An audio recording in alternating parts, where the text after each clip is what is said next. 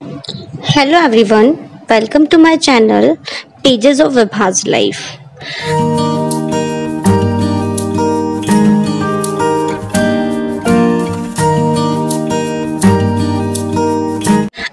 तो अगर आप लोग मेरे चैनल पे नए हैं तो प्लीज़ मेरे चैनल को सब्सक्राइब कीजिए और अगर वीडियो हेल्पफुल लगे तो प्लीज़ इसको लाइक करिए।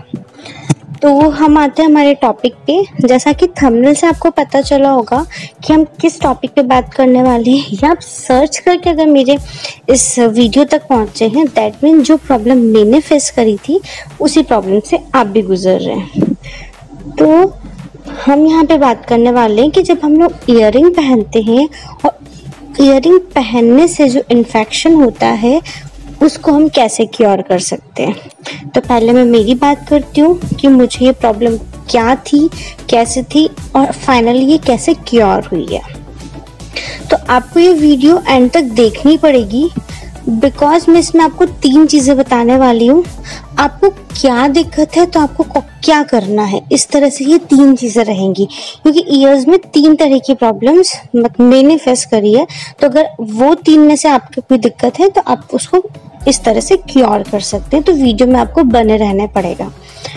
तो मुझे सबसे पहले जो प्रॉब्लम थी वो प्रॉब्लम थी कि जब मैंने अपने ईयर्स में छेद करवाया था तो उस समय पर मुझे ईयर्स में भी और नोज में भी दोनों जगह पे पक गया था, मतलब कि स्वेलिंग आ गई थी और वहाँ से ब्लड या इस तरह का डिस्चार्ज हो रहा था।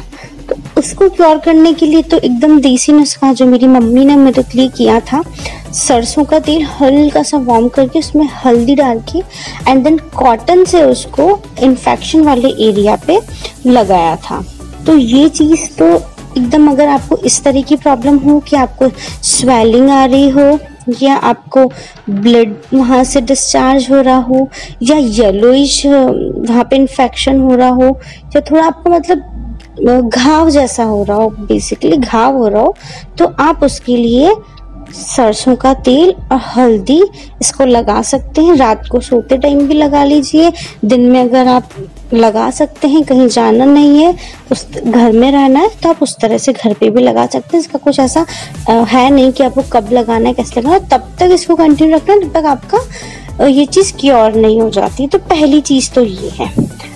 अब मैं मेरी बात करती हूँ कि जब ये चीज़ मेरी सही हो गई थी, मम्मी ने जब मुझे स्टार्टिंग में, मैं बहुत छोटी थी उस टाइम पे, तो ये चीज़ तो मेरी सही हो गई थी। उसके बाद मैंने ईयर्स में और नोज में छोटी छोटी सी पहन लिया था गोल्ड का, तो तब तक तो ठीक था। उसके बाद तो, लेकिन फिर जब थोड़ी बड़ी हुई और आर्टिफिशियल ईयरिंग्स पहनने का थोड़ा मन करने लगा तो फिर गोल्ड की हटा करके एंड देन आर्टिफिशियल भी यूज़ करने लगे।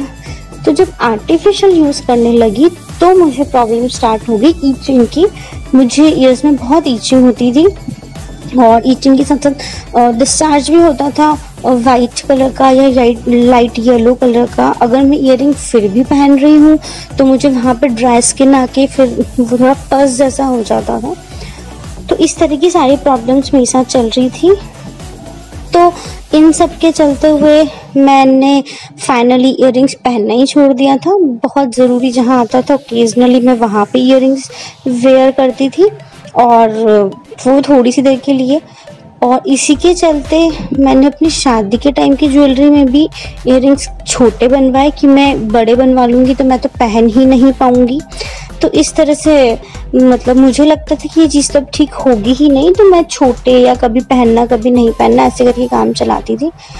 तो शादी के बाद मुझे बहुत प्रॉब्लम होने लगी बिकॉज आप जॉइंट फैमिली में रहते तो आपको ईयरिंग्स पहनने भी पड़ेंगे। अच्छा नहीं लगता है शादी के बाद, या आप कहीं जा रहे हैं, आपसे कोई मिलने आ रहा है तो आपको ईयरिंग पहनना ही पड़ेगा ना।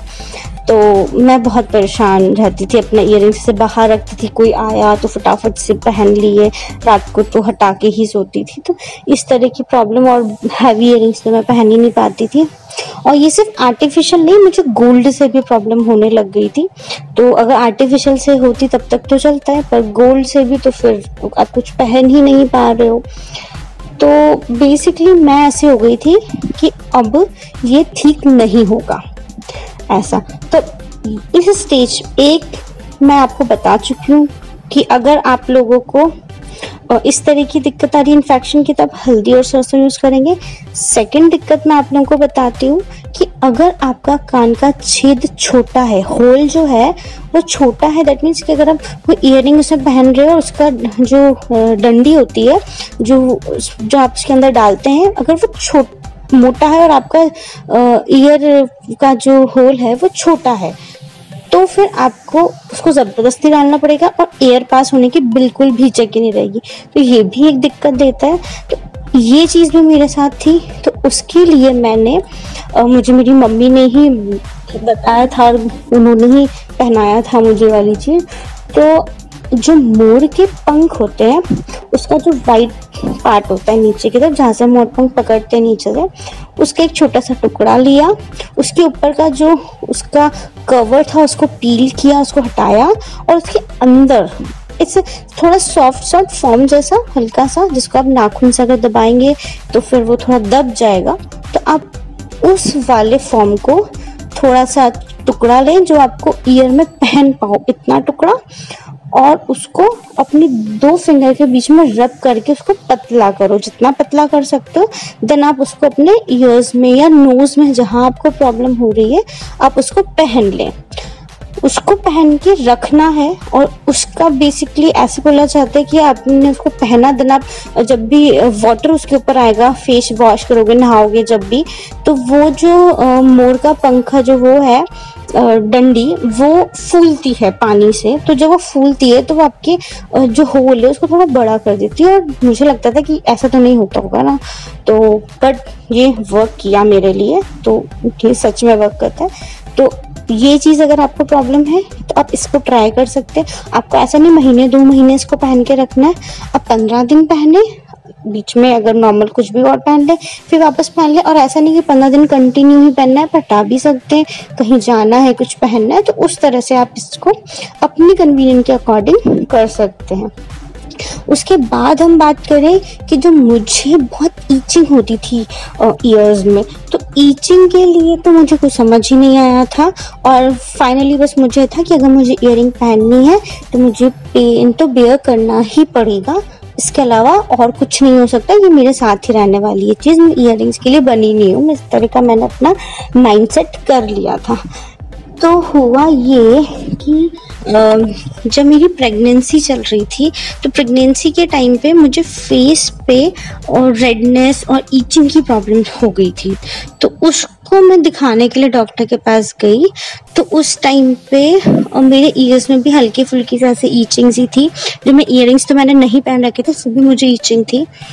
देन मैंने लगा कि लगे हाथों डॉक्टर से हम इसके लिए भी बात कर लेते हैं। तो मैंने डॉक्टर को इसके लिए पूछा, तो उसने मुझे क्रीम प्रिस्क्राइब करी। और मैं सीरियसली, मुझे बिल्कुल नहीं लगा था कि ये मुझे वर्क करेगी, बट सीरियसली ये क्रीम जो है मिरेकल है, ट्रस्ट मी। बहुत सही मुझ पे काम किया है, तो मुझे लगता है कि सब पे काम करेगी। वो क्रीम का नाम मैं डिस्क्रिप्शन में भी दे दूंगी, और अभी आपको वीडियो में आगे शो भी हो जाएगा या हो रहा है। तो उस क्रीम को मैंने सिर्फ 15 डेज यूज़ किया होगा। और बिकॉज प्रेगनेंसी चल रही थी, प्रेगनेंसी में और भी बहुत सारी दिक्कतें चलती है, तो ये तो बहुत ही छोटी दिक्कत थी, तो इसमें मैं इतना ध्यान नहीं दे पा रही थी। तो मैंने 15 डेज के अराउंड इसको यूज़ किया होगा। फिर उसके बाद मैंने पहने भी ईयरिंग, तो मुझे ठीक भी लगा, पर उस टाइम पे मैंने इतना ध्यान दिया नहीं कि अच्छा मुझे इतना आराम मिला है। उसके बाद डिलीवरी के बाद तो जब बेबी छोटा, तो फिर तो आपको बिल्कुल ही ध्यान नहीं जाता। तो ऐसे में 4 महीने मेरे निकल गए थे बिना ईचिंग के। और उसके बाद मुझे एक दिन वापस से हल्की सी ईचिंग हुई, तो मुझे ध्यान आया उस क्रीम के बारे में, मैंने उसको वापस लगाया। और उसके बाद आराम से मेरा 2 दिन मैंने इसको लगाया, और उसके बाद मैं एकदम परफेक्ट, मैं आराम से ईयरिंग पहन रही हूँ, मुझे खोलने की ज़रूरत नहीं पड़ रही है। तो सीरियसली बहुत इफेक्टिव है। तो अगर आप लोग ईचिंग की प्रॉब्लम है आप लोगों को, तो आप इस क्रीम को यूज़ कर सकते हैं। डॉक्टर ने ही इसको प्रिस्क्राइब किया था, तो कोई हार्मफुल नहीं है, अच्छी ही क्रीम है। मुझ पे बहुत बहुत बहुत अच्छा वर्क किया। मैं अच्छे से इयररिंग्स पहन पा रही हूँ। जितना मुझे पहले पेन होता था वो सारी चीज़ें जा चुकी है। पस तो बिल्कुल नहीं है, वाटर डिस्चार्ज होता था वो बिल्कुल भी नहीं है। बस ईचिंग एक ही बार बीच में हुई, जिसको मैंने वापस से क्रीम लगा के सट आउट कर लिया था। तो इसके अकॉर्डिंग मतलब अगर आपको एक क्रीम यूज़ करनी है और आपको घाव है, तो पहले आप सरसों का तेल और हल्दी से उस घाव को ठीक करें। थोड़ा एकदम ऐसा नहीं होना चाहिए कि बहुत घाव और आप ये क्रीम लगाए तो वो इफेक्टिव नहीं है। आप पहले उस घाव को हल्दी और उससे एकदम उसका इन्फेक्शन ख़त्म कीजिए और फिर ये क्रीम लगाइए। आपकी सारी दिक्कतें एकदम ठीक हो जाएगी। और मोड़पंख की अगर आपको ज़रूरत है कि आपको होल छोटे लगते हैं, तो आप मोड़पंख वाला भी रेमेडी यूज़ कर सकते हैं। और ये तीनों रेमेडीज़ ट्राई एंड टेस्टेड है, और ये मैं आपको 100% श्योर कह रही हूँ कि ईचिंग वाली प्रॉब्लम तो आपको इस क्रीम से बिल्कुल चली जाएगी। आप इसको ट्राई कर सकते हैं, बहुत ज़्यादा महंगी भी नहीं है, तो आप इसको ट्राई ज़रूर कर सकते हैं। तो thank you for watching this video. अगर आपको ये वीडियो इफ़ेक्टिव लगे, आपको लगे कि मैंने कुछ मेहनत की है, तो आप प्लीज़ इसको लाइक करिए, शेयर कीजिए और मेरे चैनल को सब्सक्राइब कीजिए। Thank you so much.